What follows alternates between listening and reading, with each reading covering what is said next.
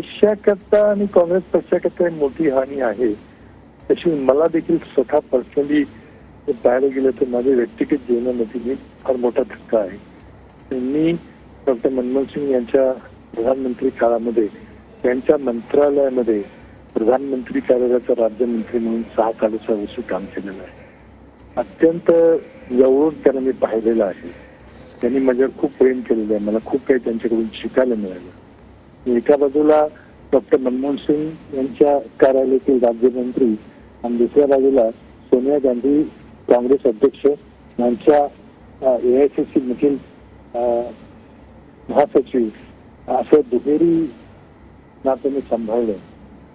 त्या UPA 1च्या काळामध्ये मनमोहन सिंग आणि सोनिया गांधी यांच्यामधलं संतुलन ठेवण्याकरता त्यांचे अत्यंत नाजूक नातं होतं. पण निवडणूक सोनियाजी जिंकल्या होत्या ते प्रधानमंत्री डॉक्टर मनमोहन सिंग झाले आणि ते अत्यंत नाजूक नातं दोघांनी अत्यंत उत्कृष्टपणे सांभाळलं. प्रोटोकॉल सांभाळला, कुणाच्याही उपमध्ये होऊ दिला नाही. ते सगळं अतिशय जवळून पाहिलं आणि मला खूप काही त्यातून शिकायला मिळालं. त्याच्या आधी 1991 मध्ये मी पहिल्यांदा खासदार म्हणून दिल्लीला गेलो होतो. त्यावेळेला आर्थिक महासंकट देशावर होतं आणि अशा प्रसंगी नरसिंहराव यांनी मनमोहन सिंग यांना अर्थमंत्री होण्याची विनंती केली आणि ते अर्थमंत्री झाले. आणि त्या 5 वर्षामध्ये त्यांनी देशाच्या अर्थकारणाची संपूर्ण दिशा बदलली. त्याचाही मी जवळून साक्षीदार आहे. मी संसद सदस्य म्हणून ते सगळं काही पाहिलं आहे आणि त्याने शिकायला मला काही खूप मिळाले.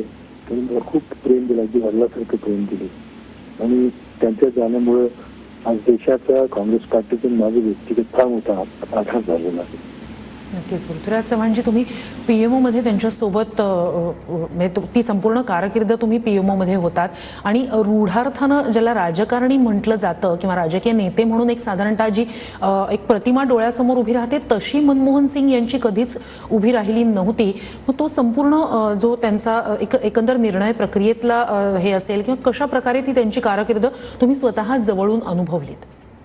काय झालं, ते अत्यंत एक बुद्धिमान इंटेलेक्च्युअल असे ते व्यक्ती होते. ते प्रशासनामध्ये होते, त्यांना राजकारणामध्ये आणि मंत्री म्हणून होण्याची संधी मिळाली तेव्हा त्यांच्यावरती जबाबदारी टाकण्यात आली.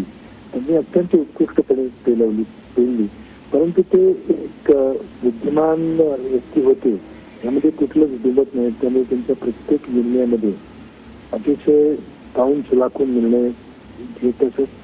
लोक असं म्हणायचे की ते पॉलिटिकल व्यक्ती नाहीत, ते राजकारणी नाहीत, ते अकॅडमिक आहेत किंवा ते तसं नव्हतं. त्यांना राजकारण खूप चांगलं कळत होतं. पण ते अत्यंत सौम्यपणे हळूवारपणे क्रायसिस मधून मार्ग काढत असत आणि देशाचं हित ते प्रत्येक निर्णयामध्ये त्यांच्या प्रथम असायचं. त्यांचे पक्ष किंवा व्यक्तिगत किंवा मित्रमंडळी सगळं नंतर. त्यामुळे देशाकरता त्यांनी जे काही केलं प्रचंड मोठा त्याग केला आणि देशाचं मला पंतप्रधान कार्यालयामध्ये ती 6-6.5 वर्ष आठवतात. अत्यंत महत्वाचे निर्णय घेतले, महत्वाचे कायदे केले.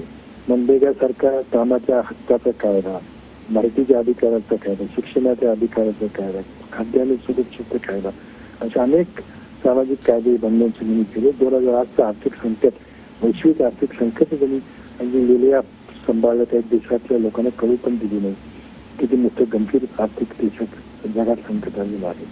पण सर्वात महत्वाची घटना म्हणजे इंडो-US न्यूक्लिअर डील.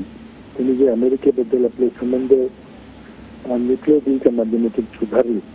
ज्याप्रमाणे 1991 मध्ये अर्थकारणाची दिशा त्यांनी पूर्णपणे बदलली, तशी परराष्ट्र धोरणाची दिशा त्यांनी 2008 मध्ये पूर्णपणे बदलली. श्रेय त्यांना द्यावं लागेल की सर्व न्यूक्लिअर आर्किटेक्चरचे ते स्वतः सिद्ध करत.